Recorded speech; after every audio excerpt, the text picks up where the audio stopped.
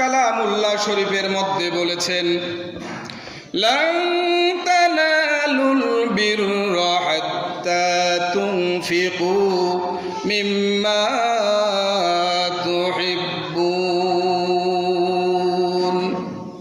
রব্বুল আলামিন বলেন, তোমরা ততক্ষণ পর্যন্ত খাঁটি মুমিন হতে পারবে না, খাঁটি ইমানদার হতে পারবে না, যতক্ষণ পর্যন্ত তোমাদের প্রিয় বস্তু আল্লাহ পাক রব্বুল আলামিনের রাস্তায় দান করবে না।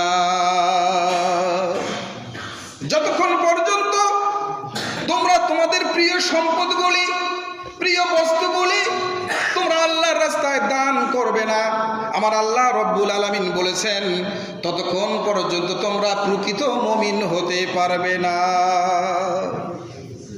প্রকৃত মুমিন হতে হলে আপনার প্রিয় বস্তু থেকে আল্লাহ রাস্তায় দান করতে হবে, প্রিয় বস্তু থেকে।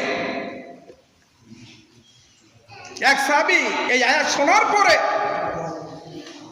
মদিনার উপকণ্ঠেই যারা হাজিরা যায়, বাজরুহা নামক অনেক বড় একটি খেজুর বাগান আছে। আল্লাহ রাসূল সেই বাগানে গিয়ে মাঝে মাঝে রেস্ট করতেন। সেখানে পানির ঝর্ণা ধারা আছে, শত শত গাছ, এবং প্রতিটি গাছ থেকে অনেক ফল ফলাদি উৎপাদন হয়।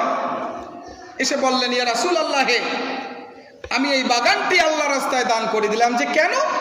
আমার আল্লাহ বলেছেন, ততক্ষণ পর্যন্ত আমি প্রকৃত খাঁটি ইমানদার হতে পারবো না, যতক্ষণ পর্যন্ত আমার প্রিয় বস্তু আল্লাহ রাস্তায় দান করতে পারবো না।